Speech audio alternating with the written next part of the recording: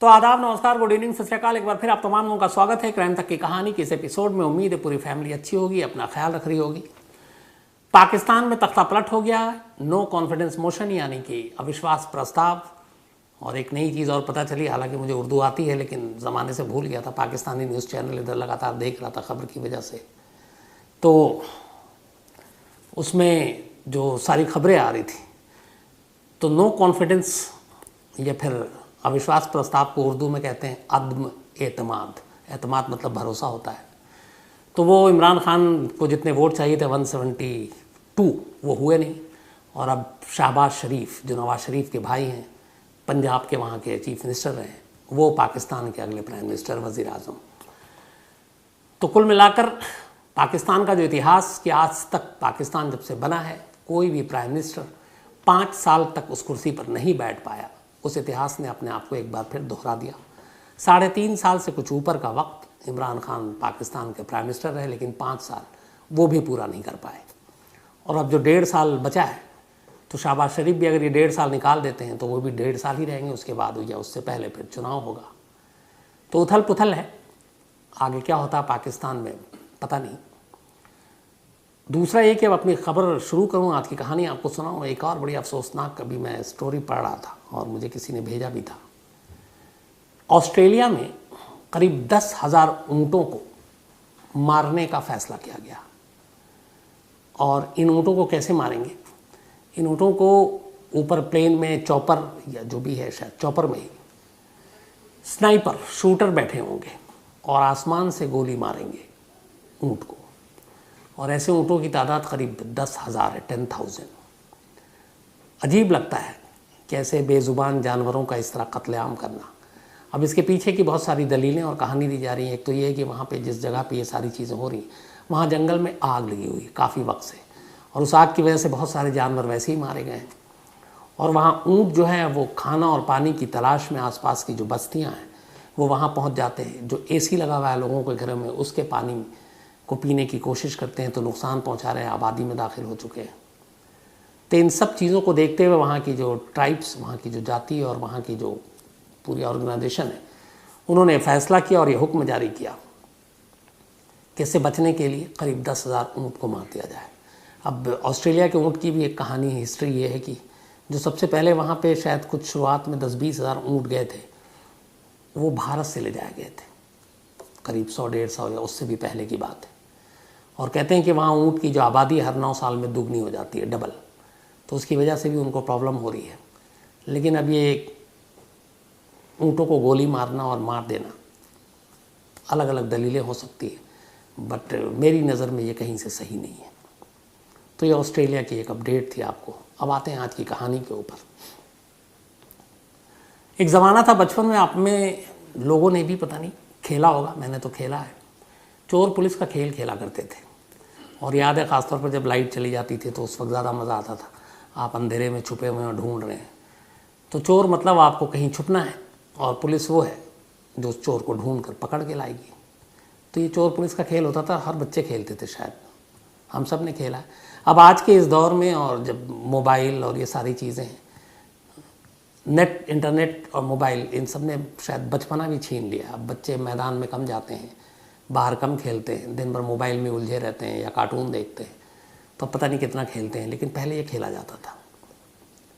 ये कहानी मैं इसलिए सुना रहा हूँ क्योंकि आज की इस बदलते दौर ने उस खेल को भी एक तरह से चुरा लिया है। अब चोर पुलिस का खेल नहीं खेलते और अब चोर छुपता भी नहीं है। अब क्रिमिनल या डॉन, उसको छुपने की ज़रूरत भी नहीं पड़ती। अब दौर उल्टा हो गया। अब एक बदमाश, एक डॉन छुपने की बजाय सोशल मीडिया के हर प्लेटफॉर्म पे खुद आता है, खुद को दिखाता है, खुद के जुर्मों को दिखाता है, खुद के जुर्मों की नुमाइश करता है और किसी से नहीं डरता, ना कानून से ना पुलिस से। बल्कि उल्टा ये हो गया है कि अब जो आप जितना सोशल मीडिया पे मशहूर हैं, मकबूल हैं, फेमस हैं, आप उतने बड़े क्रिमिनल हैं, आप उतने बड़े डॉन हैं, आपका रेट, आपका भाव उसी हिसाब से बढ़ता है। शायद आप यकीन नहीं करें, लेकिन ये 16 आने सच है कि आज के दौर में बहुत सारे ऐसे डॉन हैं जिन्होंने सोशल मीडिया को अपना टूल बना रखा है। सोशल मीडिया के ज़रिए वो अपने आप को बड़ा क्रिमिनल और बड़ा डॉन बताते हैं। दुश्मन तो बहुत है मेरी जान, पर वो कहते हैं ना, शेर का शिकार कुत्तों से नहीं होता। तो आज की कहानी एक ऐसी डॉन की है। बहुत सारे क्राइम तक फैमिली मेंबर कई दिनों से इसकी फरमाइश कर रहे थे। एक ऐसे डॉन की जो जुर्म की दुनिया में तो बहुत पहले आ गया, लेकिन डॉन बनने का रास्ता जो उसे मिला सोशल मीडिया से मिला। कहानी राजस्थान के कोटा की है। कोटा एक ऐसा शहर जो कोचिंग हब के लिए जाना जाता है। उसी कोटा के पास एक नौजवान रहता था जिसका नाम था देवा गुर्जर। देवा गुर्जर ठीक ठाक कदकाठी, पशुपालन, जानवरों को पालना और दूध बेचना, ये उसका धंधा था। ज़िंदगी में सब कुछ ठीक चल रहा था। ये अपना ये काम कर रहा था, दूध भी बेच रहा था। फिर उसकी शादी हो गई। शादी हुई तो उसकी औलादें हुई। अब उसे चाहिए था एक बेटा, लेकिन बेटे की चाहत में एक के बाद एक कई बेटी पैदा हो गई। लेकिन वो उन बेटियों से भी उतना ही प्यार करता था। उसको भेदभाव नहीं था, लेकिन ये था कि ख्वाहिश थी कि बेटी है तो एक बेटा भी हो जाए। बेटा हो नहीं रहा था। आखिर में उसने अपनी पहली बीवी की रजामंदी से दूसरी शादी कर ली। हालांकि कुछ लोगों ने इसका विरोध किया, लेकिन फिर भी उसने कर ली। और फिर उसकी मुराद भी पूरी हो गई, उसे बेटा भी हो गया। तो अब 2 बीवियों से उसके 9 बच्चे। लेकिन ये दोनों बीवियों को वो बराबर प्यार करता, दोनों को एक साथ एक ही घर में रखता। करवा चौथ से लेके तीज और बाकी जो त्यौहार होता वो दोनों बीवियां एक साथ धूमधाम से मनाती। और लोग कहते हैं कि कभी दोनों बीवियों में इस बात के लिए लड़ाई नहीं हुई कि वो दोनों सौतन हैं। और वो भी उन दोनों बीवियों को खूब सोशल मीडिया पे भी प्रमोट करता। तो घर के लेवल पे भी ज़िंदगी ठीक चल रही थी, दाना पानी भी सही चल रहा था, धंधा भी सही चल रहा था। लेकिन फिर इसी दौरान में उसने दूध का धंधा करते करते कुछ ज़मींदारों और ऊंचे लोगों के संपर्क में आया। फिर इसी दौरान में कुछ, चूँकि दबंग भी था, ठीक ठाक था, फिर कुछ ऐसी डिस्प्यूटेड लैंड के झगड़े में पड़ा, समझौता कराया, दबंगई की। धीरे धीरे बढ़ता गया, उसका असर बढ़ता गया। फिर इसके बाद पैसे आए तो उसने कुछ गाड़ियाँ खरीदी और Rajasthan atomic power plant RAPP में उसने अपनी कुछ गाड़ियाँ लगवाईं और पैसे आने लगे। ज़मींदारों का हाथ था, कुछ ताकतवर लोगों का हाथ था। तो अब ये हुआ कि कुछ लड़ाई झगड़े भी सुलटाने लगा। धीरे धीरे अब देवा गुर्जर एक दबंग की शक्ल में वहाँ लोगों में मशहूर होने लगा। और उसकी मशहूरियत की एक वजह ये भी थी कि वो उन्हीं लोगों को तंग करता जिनसे ज़रूरत होती। वो आस पड़ोस के लोग, आम लोग, उनको छूता भी नहीं और उन्हें तंग भी नहीं करता।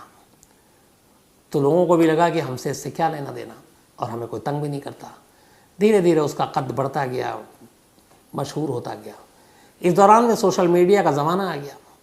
2015 के आसपास उसे भी पता चला कि फेसबुक है, उसके बाद व्हाट्सएप है, फिर इंस्टा है, ट्विटर है। अब धीरे धीरे उसने, हालांकि वो सिर्फ 8वीं पास था, लेकिन उसे सारी जानकारी थी। अब उसने धीरे धीरे अपने आप को सोशल मीडिया में लाना शुरू किया, सोशल मीडिया के हर प्लेटफॉर्म पर। अब उसके बाद अलग अलग फ़ोटो डालने लगा, अपनी गुंडागर्दी की भी, दबंग की भी, जो हरकत करता, घोड़ों के साथ, बाकी हथियारों के साथ भी फ़ोटो, दोस्तों के साथ, बीवियों के साथ। और उसके बाद उस सोशल मीडिया पे ख़ुद को वो डॉन देवा गुर्जर लिखता। तो उसकी एक हसरत जो थी वो सोशल मीडिया ने पूरी कर दी, डॉन बनने की। अब जब वो डॉन बनने के इस तरह से डालने लगा सारे सोशल मीडिया पे, तो लोग भी उसे देखने लगे। दिखने में भी ठीक ठाक था।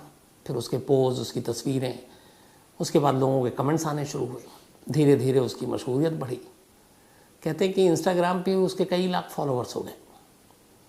बाकी फेसबुक पे और जगह तो थे ही थे। अब वो हर छोटी बड़ी चीज़ डालने लगा। फिर एक दिन ये आ गया कि उसने बाकायदा एक टीम रख ली सोशल मीडिया के लिए। बाकायदा एक कैमरामैन होता जो जब वो घर से बाहर निकलता तो वो हर वक्त बस उसके साथ रहता। कब कहाँ कौन सा मूड, कौन सा सिचुएशन है, शूट करना है, शूट करता और वो उसको डाल देता सोशल मीडिया पे। धीरे धीरे वो पॉपुलर होता गया और सोशल मीडिया का कायदे से इस वक्त का इंडिया का सबसे बड़ा डॉन बन गया, डॉन देवा गुर्जर। और लोग उसे प्यार करने लगे। लोग रॉबिन हुड भी कहने लगे, क्योंकि आम लोगों को तंग नहीं करता, लेकिन जिनसे पंगा लेना होता उनसे पंगा भी लेता। पैसे भी खूब आ गए। अलग अलग उगाही से उसके ऊपर कई फिर धीरे धीरे केसेस भी थे। पुलिस की नज़र में वो एक क्रिमिनल था, लेकिन सोशल मीडिया पे हीरो था। सब कुछ चलता रहा। इसी दौरान में उसकी कुछ वक्त पहले मुलाकात हुई एक बाबूलाल गुर्जर नाम के शख्स से। बाबूलाल गुर्जर उसकी ज़िंदगी में आया, दोनों में दोस्ती हो गई। अब बाबूलाल गुर्जर जो है वो देवा गुर्जर के लिए काम करने लगा, पर इनकी दोस्ती भी थी, लोग कहते थे दोनों ज़बरदस्त दोस्त हैं। फिर धीरे धीरे वक्त बीता। अब बाबूलाल गुर्जर देवा गुर्जर की ज़िंदगी में क्यों आया ये किसी को पता नहीं, लेकिन वो दोस्त बनकर आया।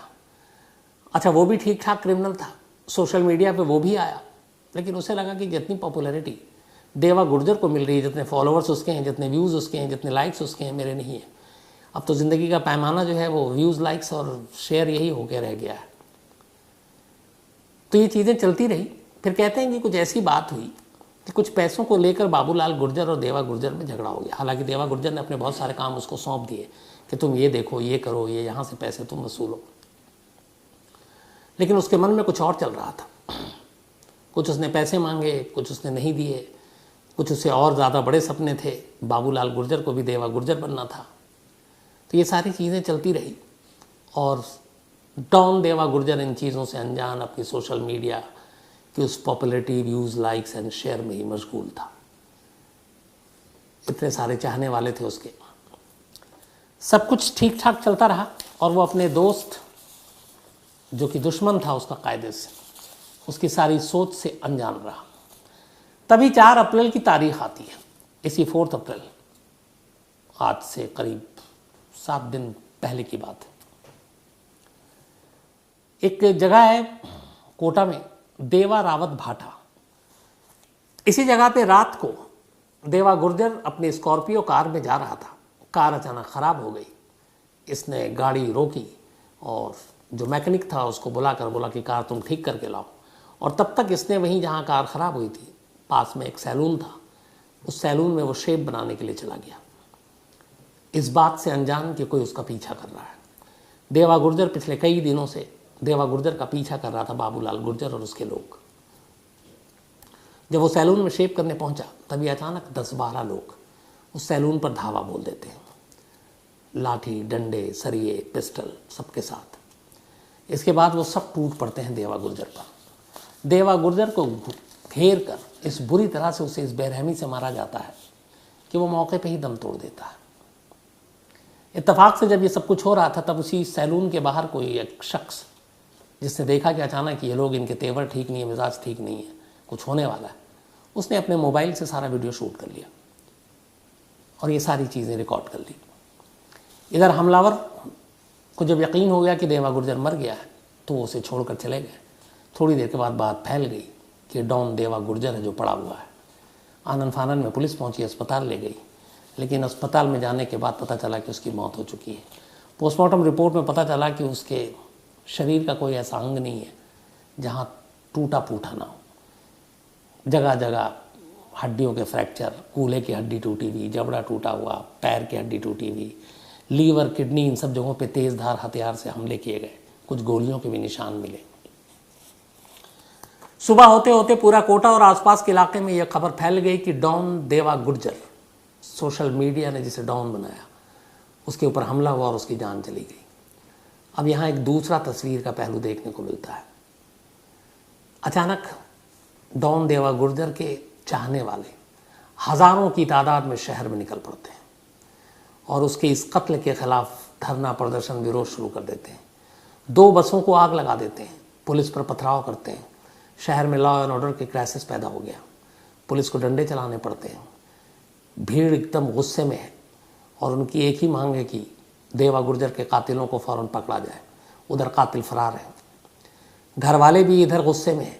आखिरकार किसी बड़े नेता को बीच में शामिल करती है पुलिस, घर वालों को समझाती है देवा गुर्जर के, और उसके बाद वो लोग अंतिम संस्कार को तैयार होते हैं। और इसके बाद देवा गुर्जर का जब अंतिम संस्कार होता है तो कहते हैं कि हज़ारों की भीड़ उस अंतिम संस्कार में शामिल थी। तो ये तस्वीर का एक अजीब पहलू है कि पुलिस की नज़र में जो हिस्ट्री शीटर डॉन, उसके चाहने वाले इतने, उसके अंतिम संस्कार में इतने लोग शामिल हुए, जिसकी वजह से लोगों ने सड़कों पर धरना प्रदर्शन किया। अब इन चीज़ों को लेकर फिर कभी बात करेंगे कि कितना सही है कितना गलत है। लेकिन खैर इधर सब कुछ हो गया। अब पुलिस के लिए चैलेंज ये कि कातिलों को पकड़े, कातिल हाथ में नहीं आ रहे। इसी दौरान में जिस शख्स ने सैलून के बाहर वो वीडियो शूट किया था उसने भी सोशल मीडिया पे डाल दिया। अब जब सोशल मीडिया पे वो वीडियो आया तो डॉन गुर्जर के फॉलोवर्स और चाहने वाले वो और भड़क गए। अब पुलिस के सामने भी बड़ी अजीब सिचुएशन, पुलिस को भी ये वीडियो मिला। खैर उस वीडियो से एक फ़ायदा ये हुआ कि कुछ चेहरे पहचान में आए। कोटा के एक इलाके पे छापा मारकर पुलिस ने 5 लोगों को वहाँ से गिरफ्तार किया, लेकिन असली मास्टरमाइंड उसके हाथ नहीं लगा था, और वो बाबूलाल गुर्जर। उनसे पूछताछ की गई तो पता चला कि बाबूलाल गुर्जर कत्ल के बाद ही राजस्थान छोड़कर एमपी भाग गया। एमपी में एमपी पुलिस से संपर्क किया राजस्थान पुलिस ने अलग अलग जगहों पे। उधर एमपी पुलिस को जब उसकी सूचना दी गई, उन्होंने दबिश दी, तो बाबूलाल गुर्जर को लगा कि यहाँ पे टिकना मुश्किल है। वो वापस भागा, उसे लगा कि कहीं इनकाउंटर या कुछ और ना हो जाए, तो कोटा ही चलो। उसके बाद वो एमपी बॉर्डर से कोटा की तरफ आ रहा था, लेकिन मुखबिर से खबर मिल गई और राजस्थान पुलिस ने उसे बॉर्डर पर ही गिरफ्तार कर लिया। उसके साथ कुल 9 लोगों को गिरफ्तार किया गया। उससे पूरी पूछताछ हुई तो पता चला पैसे के बंटवारे, मांडवाली, उगाही, इन सब चक्करों में बाबूलाल गुर्जर ने डॉन देवा गुर्जर का कत्ल किया था। उन लोगों से पूछताछ चल रही है अभी पुलिस कस्टडी में। इसके बाद उन्हें जुडिशियल कस्टडी में भेजा जाएगा और फिर आगे की कार्रवाई होगी। लेकिन इस पूरी खबर से 2 चीज़ें हैं। एक ये कि एक शख्स जो पुलिस के रिकॉर्ड में क्रिमिनल है, उस शख्स के लिए शहर में तोड़फोड़ होती है, बसों को आग लगाई जाती है, यहाँ तक कि पुलिस पे दबाव बनाया जाता है, नेता को बीच बचाव करना पड़ता है, और इतने लोग उसके अंतिम संस्कार में शामिल होते हैं। सोशल मीडिया पर वो एक हीरो के तौर पे खुद को पेश करता है और लाखों लोग उसको फॉलो करते हैं। अब ये सारी चीज़ें ये इसको आप लोगों को सोचना है कि इस समाज में अगर यही चलता रहा और सोशल मीडिया इसी तरीके से एक विलेन को हीरो और डॉन बनाती रही तो फिर समाज का क्या होगा। और आजकल का जो नया ट्रेंड है, ये सिर्फ बात अकेले देवा गुर्जर की नहीं है, मैंने पहले भी कई और कहानियाँ सुनाई। बहुत सारे ऐसे डॉन हैं जो सोशल मीडिया पर अपनी कारस्तानियों को अपलोड करते हैं, कई तो जेल से ही भेजते हैं। जेल में अब कानून भी टूट रहा है कि जेल में मोबाइल कहाँ से, जेल में वो अपने अकाउंट चला रहे हैं, चाहे इंस्टा के हों, चाहे फेसबुक के हों, चाहे व्हाट्सअप के हों। सब ने अपने अपने ब्लॉग बना रखे हैं, पाबंदी से वीडियो अपलोड करते हैं, मारपीट के, छीना झपटी के, धमकी के ऑडियो डालते हैं, वीडियो डालते हैं। इससे उनके रेट बढ़ते हैं। अब सवाल ये है कि ऐसे लोगों को, ऐसी चीज़ों को पुलिस वक्त पे क्यों नहीं रोकती। नफ़रत फैलाने वाले, हिंसा फैलाने वाले और ऐसे तमाम हम लोग बीच में खबर सुनते हैं, उनके अकाउंट्स को हैक किया जाता है या बंद किया जाता है, रोक देती है पुलिस। लेकिन यहाँ जो एक नई पूरी फ़ौज आ रही है सोशल मीडिया के ज़रिए अपना कद पद और डॉन की हैसियत पाने के लिए, उनको वक्त रहते क्यों नहीं रोका जा रहा। और क्योंकि उनकी वजह से बहुत सारे जो नौजवान हैं वो उसको फॉलो कर रहे हैं और फिर वो उसी के रास्ते आगे चलने की, उसी के कदम पर चलने की कोशिश करते हैं। एक ऐसी और डॉन की, शायद मैं भी नाम भूल रहा हूँ, उसकी एमपी या राजस्थान गया था, उसकी भी कहानी आपको सुनाई, सिर्फ 17-18 साल की उम्र में जब उसकी मौत हुई। तो वो भी इसी तरीके से सोशल मीडिया पे अपनी तस्वीरें डालता था, अपने आप को बहुत बड़ा डॉन बताता था। दिल्ली के ऐसे कई गैंगस्टर हैं। मुझे लगता है कि ऐसे अकाउंट्स को फ़ौरन नज़र में रखनी चाहिए, रोकना चाहिए, ताकि दूसरे इससे कम से कम इंस्पायर ना हो या उससे सबक न लें, नसीहत न लें कि मुझे भी इसी तरह से करूँगा तो फिर मैं भी इतना बड़ा डॉन बन जाऊँगा। तो ये अफसोसनाक है। और डॉन देवा गुर्जर की ये पूरी कहानी थी। अब कहानी ख़त्म करूँ उससे पहले वही अपना सिलसिला। आज आकाश सिंह राजपूत, इनका जन्मदिन है, तो हैप्पी बर्थडे आकाश जी। रंजीत सिंह फतेहाबाद से हैं और इनका भी जन्मदिन है और मैरिज एनिवर्सरी भी है, तो हैप्पी मैरिज एनिवर्सरी भी आप दोनों को। इसके अलावा राधिका, इनका भी जन्मदिन है, सचिन चौधरी जी की बिटियां हैं ये, happy birthday Radhika. Master Satyaveer Pahalwan, और इनका भी आज जन्मदिन है, तो मास्टर सत्यवीर पहलवान जी आपको बहुत बहुत हार्दिक बधाई जन्मदिन की। और यादवेंद्र यादव जी ने भेजा, उनके पिता हैं ये। सरप सिंह परिहर, इनका भी आज जन्मदिन है, बल्कि सोराब सिंह परिहर, तो हैप्पी बर्थडे सोराब सिंह जी। नवीन शर्मा, इनका भी जन्मदिन, बल्कि इनका जन्मदिन कल 10 अप्रैल को था। और सुनीता जी ने भेजा, चंडीगढ़ से, इनकी पत्नी है। मोहम्मद इम्तियाज़ खान का भी 10 अप्रैल को ही था, तो हैप्पी बर्थडे इम्तियाज़ साहब, आसनसोल से हैं ये। इसके अलावा सर्वाज्ञा भारद्वाज ओम, इनका भी जन्मदिन है, तो हैप्पी बर्थडे सर्वाज्ञा साहब। अमित प्रसाद ने भेजा है। बीजे मेहरा, इनका भी आज जन्मदिन है, भरत ने भेजा, हैप्पी बर्थडे मेहरा साहब, बल्कि मेहर हैं ये, बीजे मेहर। संदीप सरकार, इनका भी आज जन्मदिन है, तो हैप्पी बर्थडे संदीप साहब। आशी रिजू और बरवा, आशू और रिजू बरवा ने भेजा। इसके अलावा इस्मा प्रवीण का भी आज जन्मदिन है, तो हैप्पी बर्थडे इस्मा, और रेहाना खातून ने भेजा है। 10 अप्रैल के कई लोगों के बर्थडे थे और इत्तेफाक से 10 अप्रैल को मेरी बेटी का भी बर्थडे था, और पहली बार ऐसा हुआ कि जब वो बर्थडे में साथ नहीं थी, मेरे बाहर है, तो इस बार बड़ा बुरा भी लगा, क्योंकि अब तक हमेशा बर्थडे साथ मनाया था। लेकिन आजकल वीडियो कॉल की फैसिलिटी है, तो थोड़ा आपको दूरी का एहसास कम होता है, तो ज़्यादातर वक्त वीडियो कॉल में ही गुजर गया। तो उसका भी बर्थडे था, तो जितने लोग 10th के हैं तो मुझे याद आ गया। इसके अलावा प्रहास्ता सिंह, एक स्टोरी की फरमाइश की इन्होंने। विनीत शर्मा है अलवर से। लक्ष्मी बैरागी और दीपक बैरागी, थैंक यू सो मच।